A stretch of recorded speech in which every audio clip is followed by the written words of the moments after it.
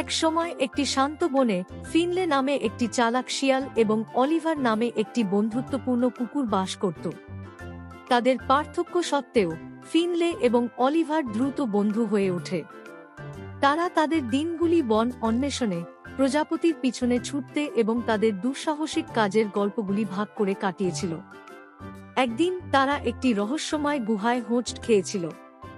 কৌতূহলী হয়ে তারা ভিতরে যাওয়ার সিদ্ধান্ত নিয়েছিল, ঝিলমিল স্ফটিক এবং প্রাচীন শিল্পকর্মে ভরা একটি লুকানো বিশ্ব আবিষ্কার করেছিল। বন্ধুরা ফিনলির ধূর্ততা এবং অলিভারের আনুগত্য ব্যবহার করে বাধাগুলি অতিক্রম করার জন্য একসাথে চ্যালেঞ্জের মুখোমুখি হয়েছিল।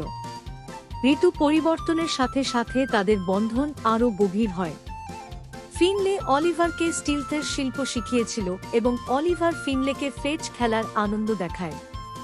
তাদের বন্ধুত্ব বনে সম্প্রীতি এনেছিল এবং চারপাশের প্রাণীরা একটি ধূর্ত শিয়াল এবং একটি অনুগত কুকুরের মধ্যে অসাধারণ জোটের সাক্ষী হতে জড়ো হয়েছিল।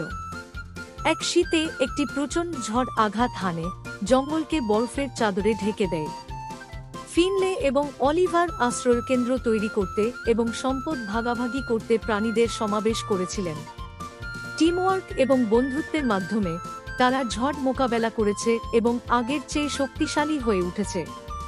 বছর অতিবাহিত হওয়ার সাথে সাথে ফিনলে এবং অলিভার অবিচ্ছেদ্য রয়ে গেছে, মন্ত্রমুগ্ধ বনের হৃদয়ে একতা এবং বন্ধুত্বের উত্তরাধিকার রেখে গেছে।